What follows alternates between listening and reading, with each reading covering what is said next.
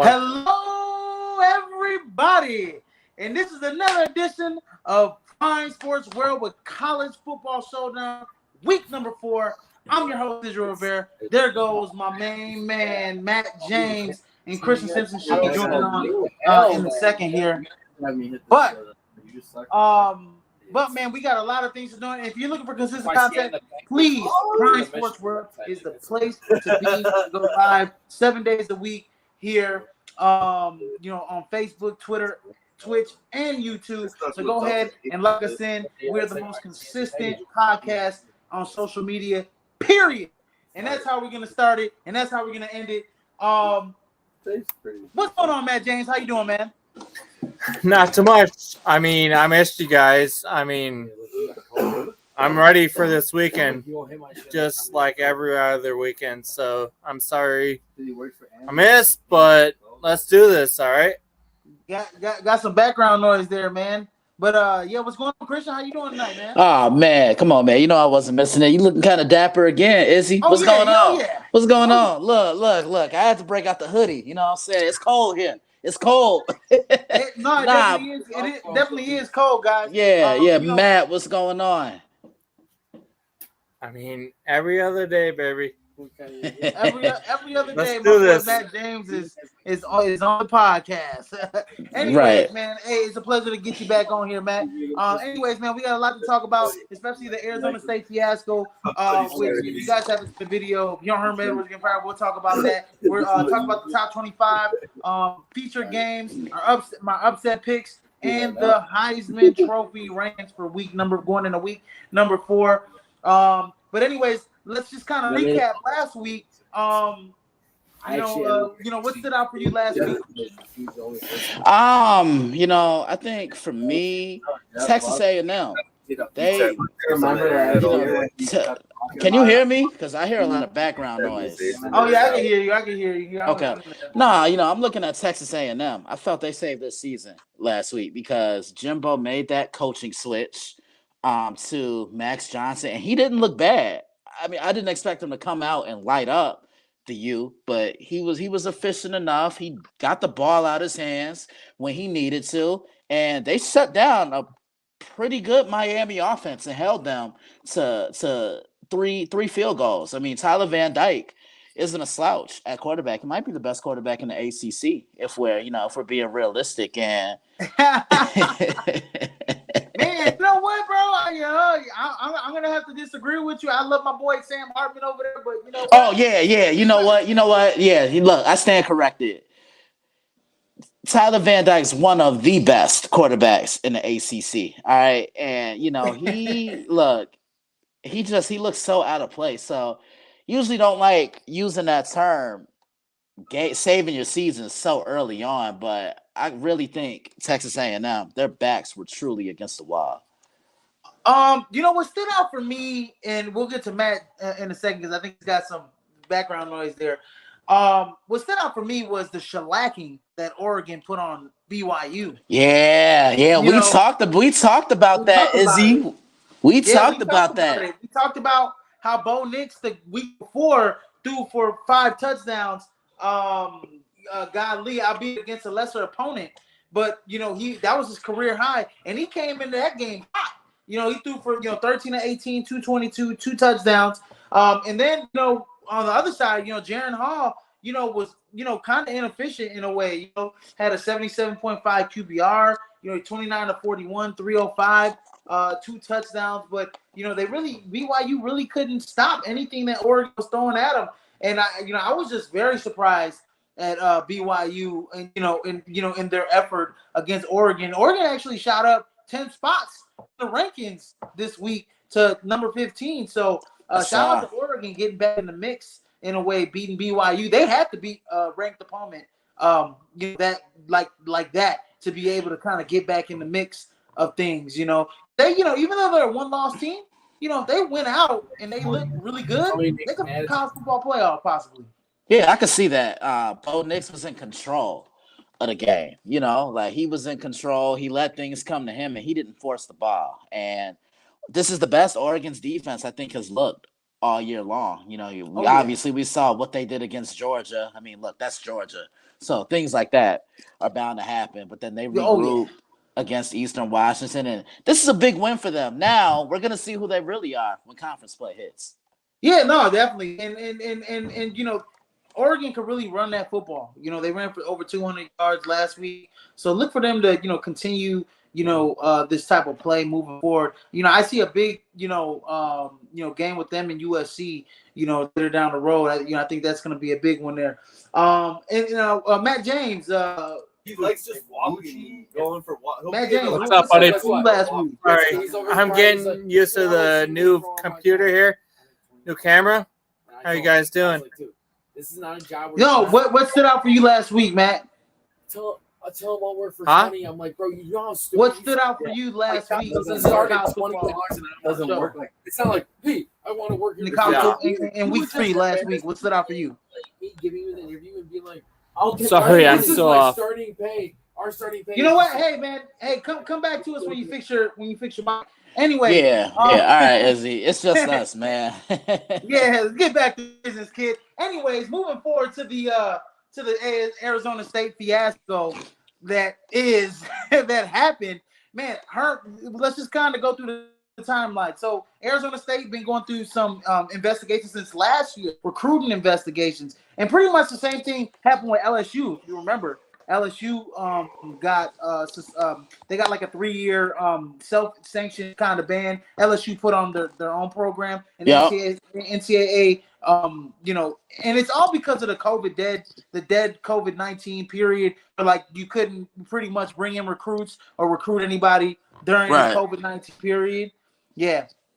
So this kind of stems back to there. But yeah, Herm Edwards, he gets fired basically on the field. If you guys haven't seen the video, basically Herm Edwards coming off the field after a 30-21 loss to Eastern Michigan. He's coming off the field. The president and the AD are right there, and he pretty much gets fired in the end zone there, which is quite ridiculous. But people are speculating that it's the 1-2 record, the recruiting violations that Herm Edwards kind of let go on within his staff. 5 members of his staff, basically left. A whole bunch of important players like Jaden Daniels transferred out of Arizona State. And pretty much, what happened was that Arizona State, brought in recruits. During the COVID-19 dead period, there's alleged reports that Jaden Daniels' mom paid for recruits plane tickets, which she basically said that she canceled the charges on her card or whatever the case is, but it's still alleged something against Arizona State's program, right? And then this latest report was very shocking to me. Arizona State's staff that was still there under Herm Edwards wanted him gone so bad that they leaked game information, intel, to opposing teams just so Herm Edwards can be fired quicker than quicker than later. So what are your whole thoughts on this whole Arizona State fiasco? Because I mean, they were the 150 coming into the season. They did because Antonio Pierce was bringing in. He was the recruiting coordinator, the lead recruiting coordinator, the defensive coordinator, and the associate head coach. And he left, and they were the 105th ranked class, worst in the Pac-12 this coming into this season. So what do you think about Arizona State's fiasco that's kind of transpired and everything that's kind of unraveling right here? Well, I think it's just a soap opera. I mean, it just sounds like Herm's staff kind of gave up on him. And to be honest with you, I'm kind of shocked with that because when he was coaching in the NFL, he seemed like a player's coach, the guy that players could relate to. And he was older, so he was kind of the guy that kind of molded you and shaped you into not just being a better football player, but being a better man as well. You see what I'm saying?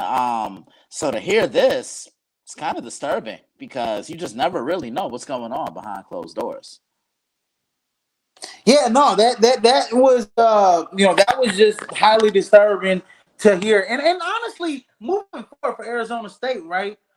Recruits like you have certain recruiting the recruiting allegations against Herm Edwards and him allowing him kind of accepting this behavior allowing this behavior with his assistant coach, coaches, Antonio Pierce, his offensive coordinator left, his lead offensive coordinator left, Zach Hill left last in the offseason as well. Him allowing them to do that kind of left the sour taste in the staff. The previous staff, some of the staff members that were there internally in the athletic department, in the football department, it left the sour taste in their mouth, right? And they leaked this information from the get-go. Some people were so unhappy about it that they leaked this stuff from the get-go that Herm Edwards was allowing kids, during the COVID-19 period, which, okay, fine, he did that. Right. Information, game intel, information of what Arizona State's going to do against you, or plays or playbooks or information like that, that's a slap in the face to the student athlete. The student athlete that prepares their butts off, that works their butts off, every week for each game. For you guys to do that, for whoever to do that in that staff, that's just gonna hurt the Arizona State program. You're not. You thought you had the worst recruiting class this year. You're probably gonna have the worst recruiting class for the next 5 years, because nobody's gonna trust to go to Arizona State. You just took the words right out of my mouth. This puts a negative look on Arizona State's football program, because, like you just said, nobody's gonna want to go there anymore. Like, who would want to go somewhere? And look, you're a parent, let's say this is your son, and he's getting ready to play college football, and you look at this. Are you gonna think about sending him to a school like Arizona State, or would you be hesitant? Oh, no. I mean, I would be totally hesitant in sending my kid to Arizona State. I wouldn't even allow my kid to even take a visit there. I mean, I don't trust the staff. I don't know what the direction is with the AD and the president. My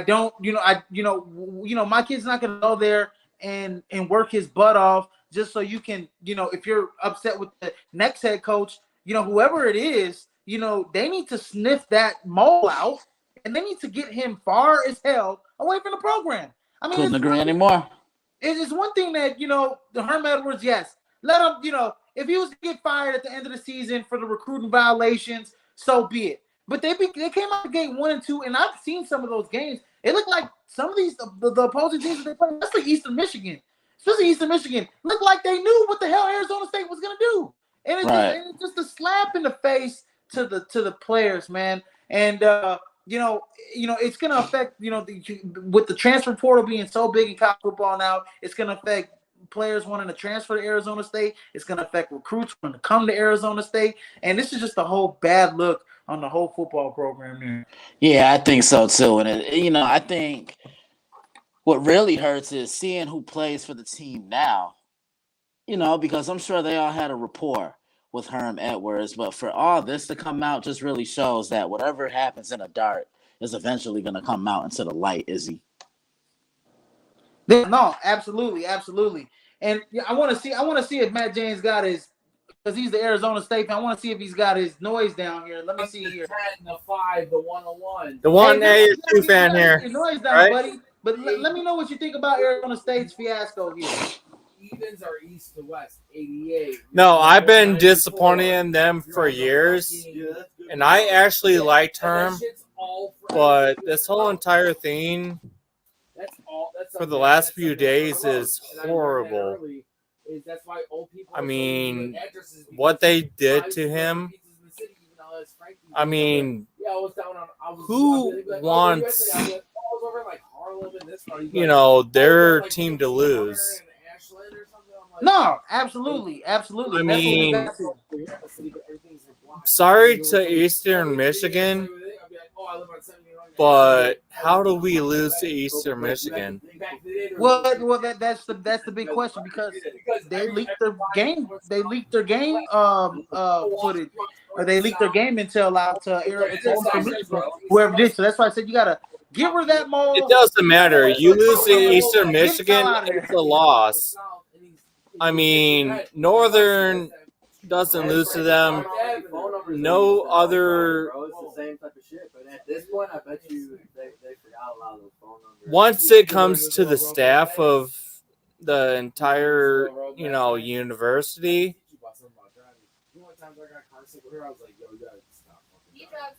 it's a disgrace. Oh I'm yeah, gonna oh yeah, say absolutely, absolutely. Hey Matt, we'll come right back. ASU is. We'll come back to Matt James anyways in a minute. But anyways, Christian, week 4 top 25 polls. Let's go over that. Let's talk about it. Let's talk about it, man. So pretty much the top 5 stays the same. Georgia, Bama, Ohio State, Michigan, Clemson, they all won. They all, especially man, Georgia, man, put a shellacking on South Carolina. Yeah, I was trying to get it out there. Spencer Rattler. Everybody made it a big deal about Spencer Rattler, playing Georgia, and they got shellacked. This team, look, what we've seen from Georgia these last couple years, like I've never seen a dominant stretch like this because the defense pretty much picked up where they left off last year. Maybe different players, but it's still the same scheme. They're rushing 3, and then they're dropping everybody back, and everybody has one assignment.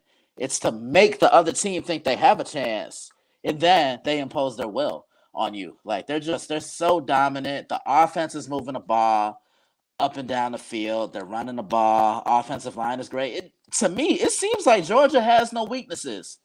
No, they don't. And Stetson Bennett is playing out his mind. I mean, his mind. Another gem, 284 yards, 2 touchdowns. If he plays like this, continues to play like this, Stetson Bennett is going to be he's probably going to win. He might win the Heisman over CJ.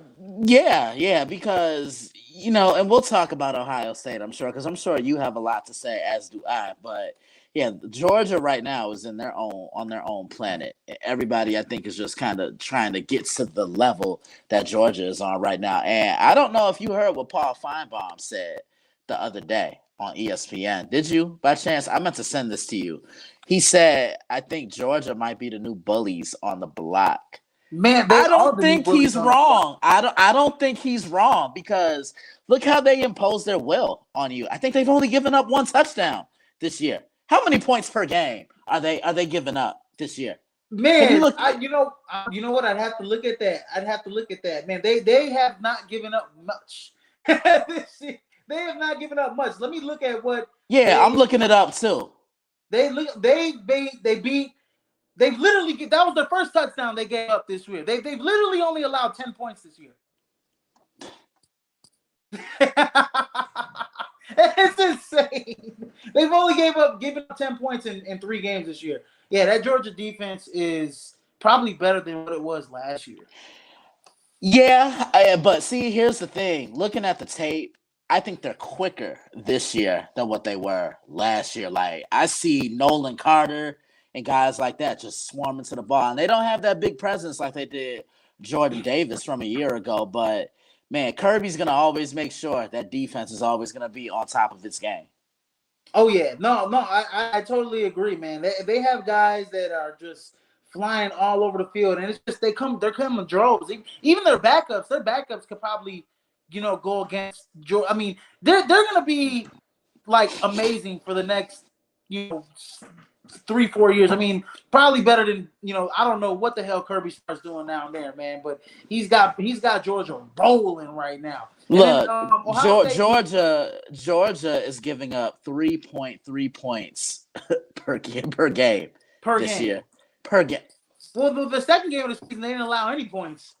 So, but I mean, the fact that they only allowed 3 points to an Oregon team that just put 40 something on a top 10 BYU team or top 15 BYU team last week, that's saying something right there. Yeah. I mean, they made Oregon look like an FCS team when they played them the first game of the season. So Georgia's definitely the most dominant team. Alabama hasn't looked so dominant this year, even though they dominated Louisiana Monroe. Ohio State looked dominant against Toledo, scoring 77 points. CJ Stroud had 5 passing touchdowns, which is the reason why he's probably still, up there in a lot of rankings this week. And then we got Oklahoma, USC, Kentucky at 8. You got Oklahoma State at 9. Arkansas still in the top 10, man. I love the fact that they're giving Arkansas some love there. USC came out with a real impressive win against Fresno State. I thought that game would be a little bit more competitive last Right. week. But USC definitely came in, and Caleb Williams, man, he's looking like nothing but he's probably a top 3 Heisman, one of the top 3 quarterbacks. And if he was draft eligible, he'd be probably up there as like top 3 quarterbacks getting picked in next year's draft. He's Yeah, a true sophomore. he just looks more comfortable now. I mean, I know he came in last year into a situation where he really had to learn the offense on the fly. Now, going over with Lincoln and knowing how Lincoln Riley likes to operate and how he likes to coach, he has that under his belt, and you're seeing it. He looks more free flowing as a football player. Like, he doesn't look like he's pressing too much, and I felt that was the thing he did last year when he came in for Spencer Rattler at Oklahoma. Yeah, and then we got number 11 Tennessee, number 12 NC State, number 13 Utah. Utah moves up 1 slot.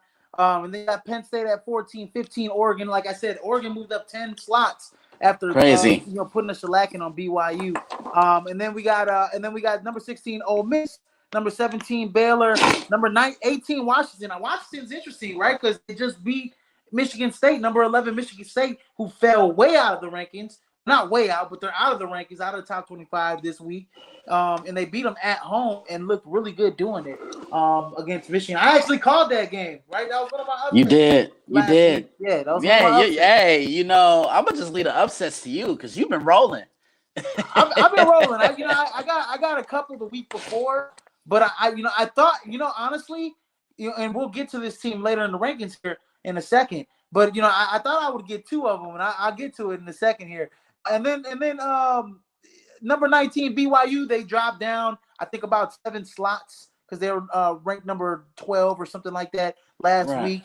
And then number 20 Florida, I think Florida moved down a slot or whatever the case is. I got to look at last week's rankings, but Florida's still in the top 25. That's coming with a big matchup against Tennessee this week. And then rounding out the top 25, you got number 21 Wake Forest, 22 Texas, 23 Texas A&M, 24 Pitt, and number 25 Miami, who drops down 12 slots after losing to Texas A&M last week. And I just want to bring up Texas. I thought I was going to get that upset with Texas San Antonio. Texas San Antonio made it a really close game. It was a close game until the last, I want to say, 3 minutes of the third quarter. They threw a pick 6 off a bubble screen. I watched the game because I was hoping that Texas San Antonio upset them. And Texas San Antonio is going to be a competitive team this season. I agree. Yeah, and in their conference. And then Bijan Robinson, he was having a good game, but then he just bust the game open in the fourth quarter. He had almost, I think, 199 scrimmage yards, 3 touchdowns, and he actually jumped right back into my Heisman rankings this week as well. But yeah, Texas almost, got a scare for 3 quarters. Texas San Antonio played them really well there in Texas. So they did. That's why Texas. Yeah, that's why Texas hasn't really jumped up in the rank. I think Texas actually didn't move at all in the rankings, if I'm not mistaken. Yeah, I think they stayed exactly where they were last week when we did the show, Izzy. Yeah, I think they stayed exactly where they were last week as well. But yeah, no. Do you have any issues here with the rankings? Would you move any other team? To be honest with you, I think I would swap Clemson and USC. USC right now, this is the most relevant they've been, and God knows how long. And they're looking pretty good. I think they have a trap game tomorrow against Oregon State because it's tough to go play in Corvallis at nighttime too. Those fans are going to really be into it. And like I always say, with conference play now starting, now we're beginning to see what these teams are really made of. Yeah. No, absolutely, man. And Texas was number 21. They moved down a ranking because of, them playing it close against Texas San Antonio. But no, man, I honestly believe that I don't have a problem with the rankings. I actually agree with you. I would swap USC and Clemson as well. Kentucky deserves to be where they're at number 8. Godly, jumping Oregon 10 slots after beating BYU. I don't know. I think Washington's win over Michigan State might have been a little bit more impressive to me, in my opinion. but I can't really slack. Washington was like unranked, so like they can't just slide up all the way ahead of Oregon, but they're close by there. But other than that, I don't have any problems with the rankings. I think who's up next though, App State better get some love. If they continue to win, App State better get some love.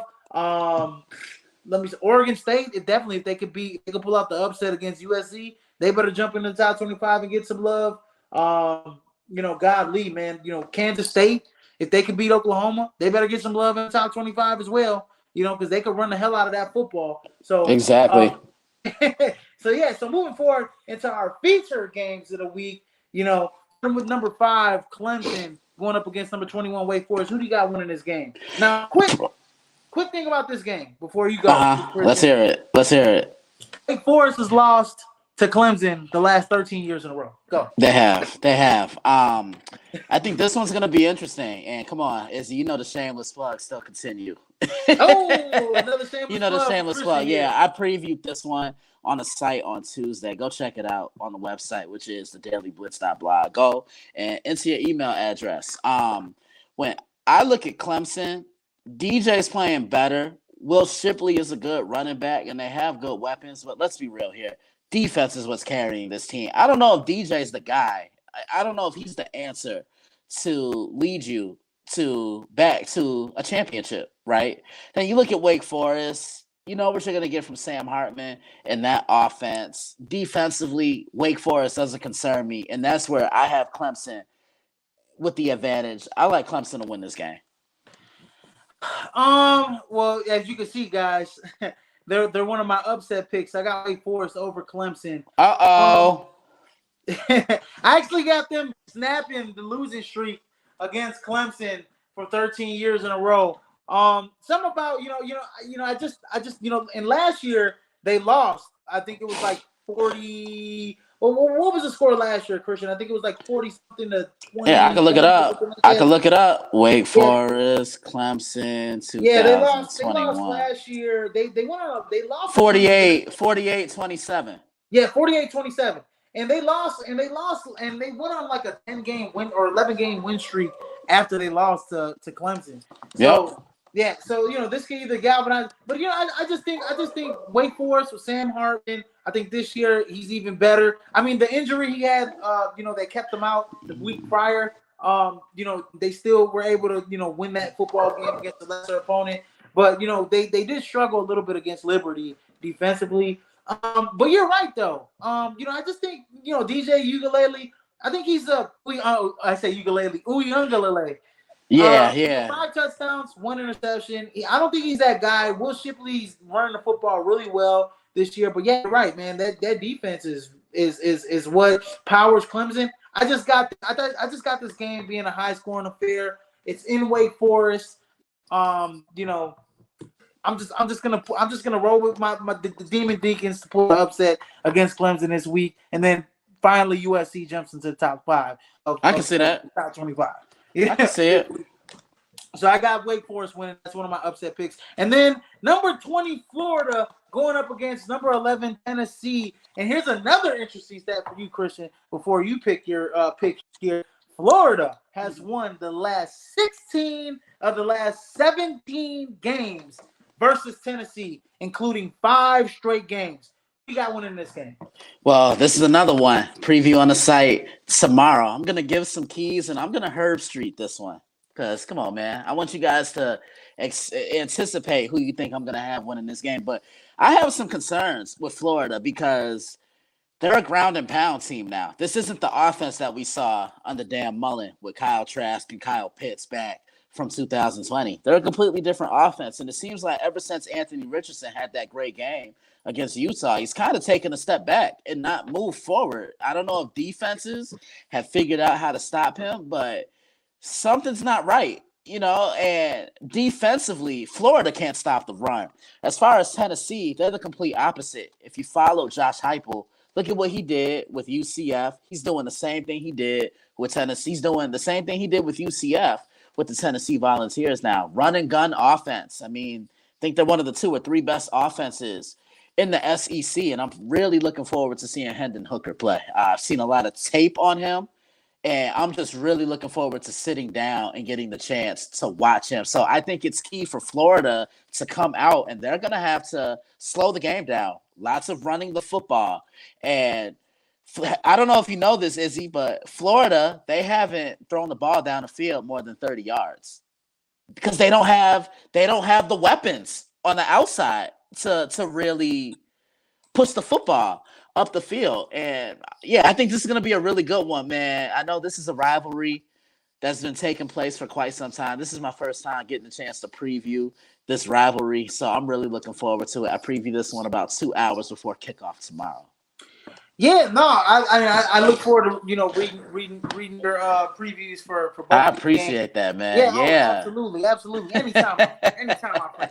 But I have this as another upset, technically an upset. Wow. Okay. Florida beating Tennessee. I think they keep it rolling, right? Even though they're on the road, they're in Knoxville, hostile environment. Anthony Richardson threw 2 interceptions last week against USF, and USF is a good. They're going to be competitive this year, even though they're 1-2. They're going to be competitive. I like the way what they did, running the football against Florida and things like that of that nature. And you're right. I think Anthony Richardson has taken a step back in a way, but I just think that Florida is just one of those things in college football, right? It's one of those weird things. Florida just has Tennessee's number in a way, and so I think Florida's going to step up to the occasion again, like they did against Utah, and not slack up. I think they're hungry. I think they kind of learned a lesson against Kentucky, kind of being on that high of winning and then coming down and losing. I think they win 2 in a row here. They beat Tennessee. They jump back into the top 15 in the top 25 rankings, and I got Florida pulling off this game. Next game, number 10 Arkansas versus number 23 Texas A&M. Who do you got? So last year when these two teams played, I had one problem with Texas A&M. They put no pressure on KJ Jefferson. Like, he had forever in a day to throw the ball. And here's my thing. If you know a quarterback is sitting in that pocket and you continue to drop back in coverage and not put any pressure on him, you're giving him leeway to just beat you. Like, think about it. You sit back in the pocket on any quarterback. If he has a chance to nickel you and dime you, he's going to nickel you and dime you. I look at Texas, Arkansas. I really like KJ Jefferson. Baby Cam Newton. I mean, has the same mannerisms. Baby Cam Newton. And he's keeping it afloat this year, even without his go-to guy from last year and Treylon Burks. I'm actually with you. I like Texas A&M. I think Arkansas, they're going to do what I always say. They're going to overlook this opponent because they're looking ahead to who's coming to town next week. They have a huge game with the Alabama Crimson Tide. Yep. This is another. Here we go. Here's another one of my upset picks. The 3 feature games are 3 upsets, right? I got Texas A&M winning. I think the key matchup is KJ Jefferson. He's averaging over 300 yards, total yards per game. Right. Got 6 passing touchdowns. I mean, KJ Jefferson from year 1 to now has been night and day as a quarterback. Period. Right. I mean, like you said, baby Cam Newton, he is lethal in the red zone. You get in the red zone with Arkansas, and KJ Jefferson probably 9 out of 10 times is going to score a touchdown in the red zone. Right? This year he's completed what 70% of his passes for 770 yards, 6 touchdowns, only 1 interception. But he goes against a stingy Texas A&M defense that's top 10 in the nation. They rank 9th in the nation, and they're ranked 9th in pass defense, and they've only given up 147.3 yards per game, which is really good. So give me Texas A&M's defense over Arkansas. I think you are right. I think Arkansas does overlook Texas A&M a little bit. And I think they overlooked them for next week against the big showdown with Alabama and Texas A&M. Let's not play it like it is. They're no slouch. Even though they lost to Appalachian State, they're no slouch. This was the number 6 team in the nation for a reason. This defense is for real. The top 10 in the nation. Jimbo Fisher got this defense humming and buzzing. So I got them over Arkansas this week as well. And then and one more thing about Texas A&M, Izzy. Sorry to interrupt you. Go ahead, man. They play with a lot of bend but don't break. that type of mentality because Tyler Van Dyke, he was still connecting on passes down the field and all over the field and through the middle. But once they got into that red area, 20 yards and within, they clamped down. Like I think they're gonna have to tighten things up a little bit against Arkansas. Oh yeah, no, they are definitely. And if they allow KJ Jefferson to make plays, he could affect the game. If they get it in, like I said, man, if Arkansas gets it in the red zone, like I said, I don't care what defense it is. I mean, probably Alabama. I mean, maybe not Alabama, but Arkansas. I mean, Georgia is probably the only team that probably I could see stuffing KJ Jefferson in the red zone or not even allowing him to get into the red zone because that's how good their defense is. But I just think Texas A&M's defense isn't on Georgia's level, and I think if you do allow KJ Jefferson to get within that 10-yard distance, in the red zone, it's a wrap. He's scoring a touchdown. It's a wrap. And touchdowns will be big in this game because they'll come at a premium in this game. My next feature game, Wisconsin going into the horseshoe against number 3 Ohio State. Who do you got winning and why? I like Ohio State in this one because I think just across the board, they have too many weapons. And Wisconsin's coming into this game injured. A couple of key pieces are going to be gone. But when I look at Wisconsin, what's the one thing that comes to mind? What do you think of Badgers football? Is he really not just one thing? I think of 3 things. 1, they always have a stingy defense. 2, they always have a strong offensive line, which leads me to my next point. They want to run the football. They want to run the ball, and they have a pretty good tandem of running backs. They have Shez Malusi and they have Braylon Allen, and I really like Braylon Allen.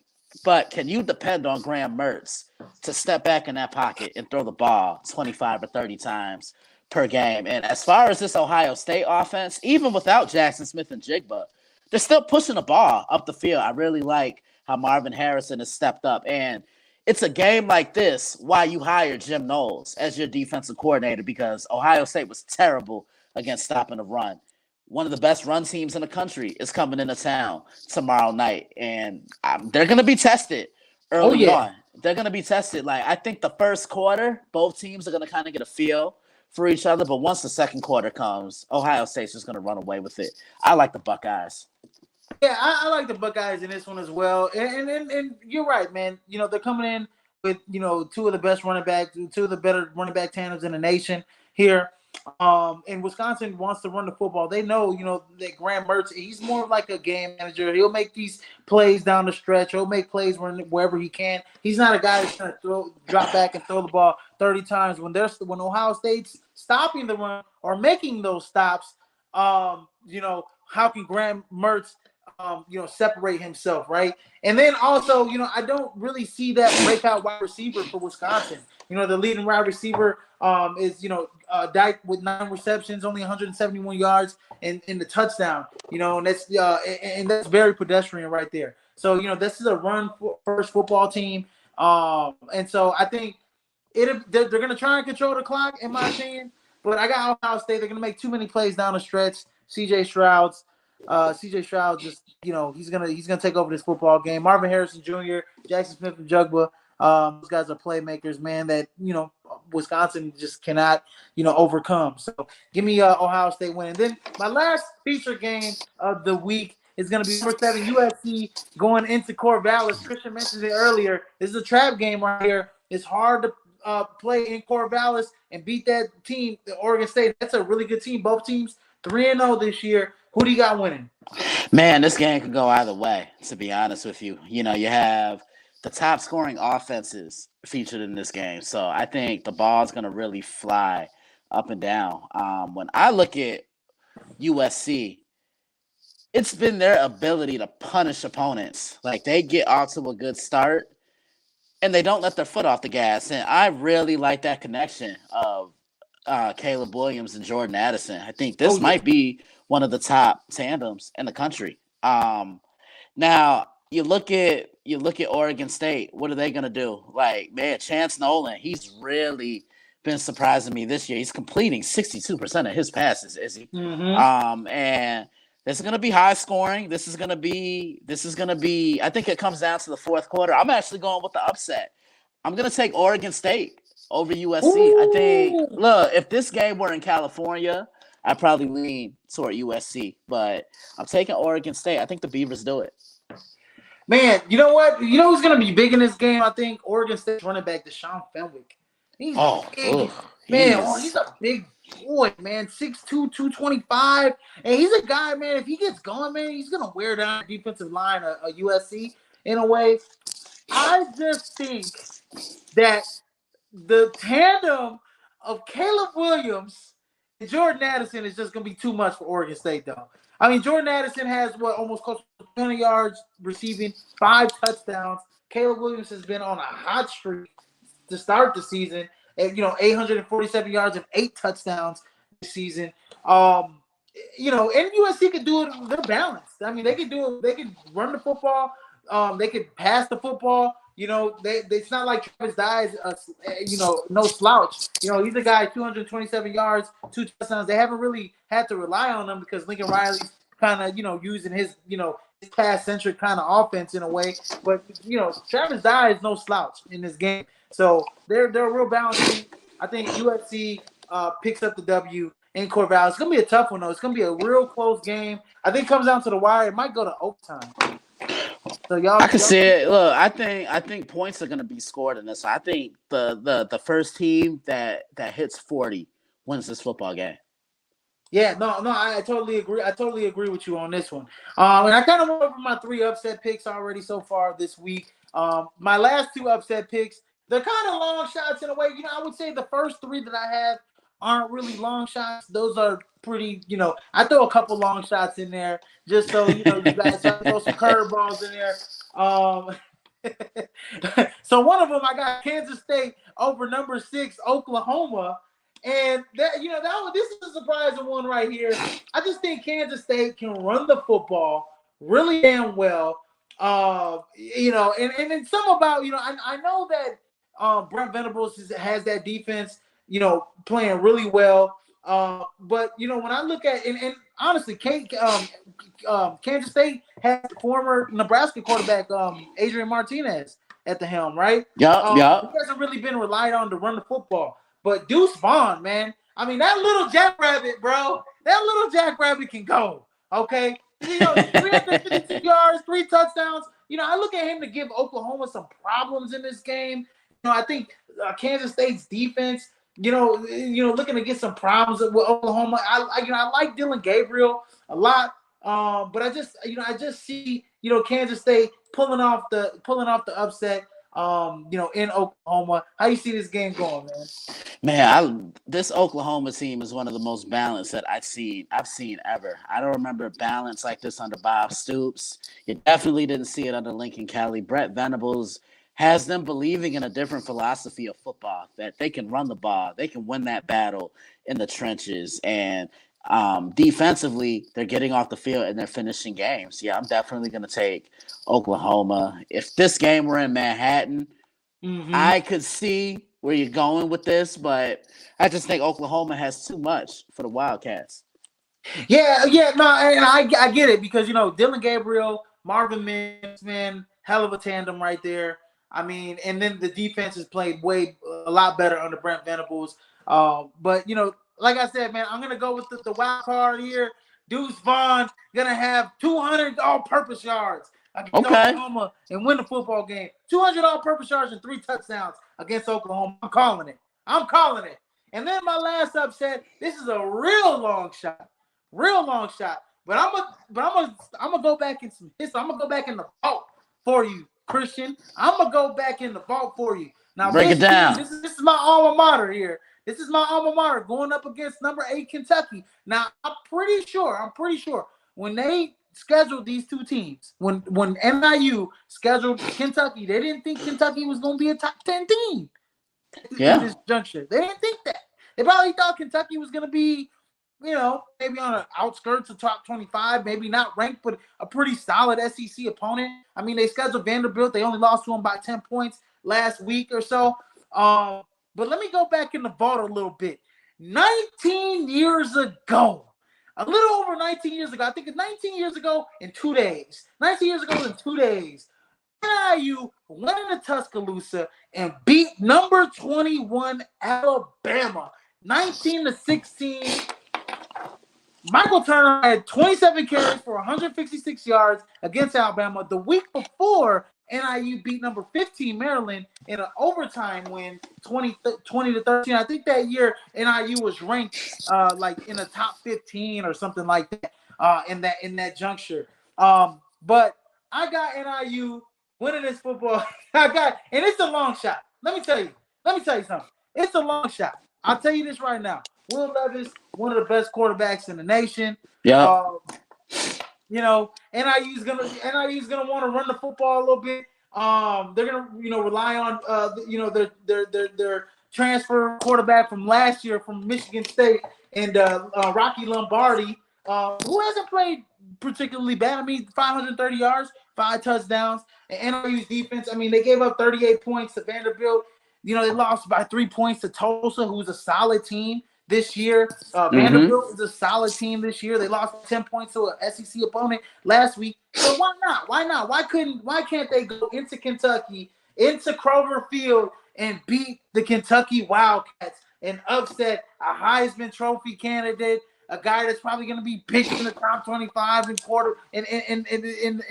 first round in the NFL draft next year, and Will Levis, who hasn't really particularly played well. He really hasn't. Kentucky's really been a ground and pound team this year. They've really been bailing him out, and that defense has also been really good because when I saw Kentucky play Florida, he didn't look all that great. Their defense won them that football game. Defensively, NIU, they're going to give up points. Yeah. I'm going to just say that. Defensively, NIU is going to be outmatched against the SEC opponent. They gave up points to Tulsa. They gave up points to Vanderbilt. There's nobody really on NIU's defense that stands out. You're going to have to match Kentucky's offensive output. There's 2 guys on NIU's team that, I'm going to say that can be keys in this matchup. Running back Ontario Brown. This kid, is from the Georgia area, from Savannah, Georgia.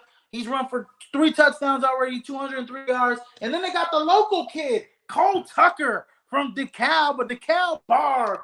He's leading the MAC in receiving yards, 278 yards, receiving 3 touchdowns on the season. He's 6'2", 195. He's a big target. Rocky Lombardi looks for him a lot.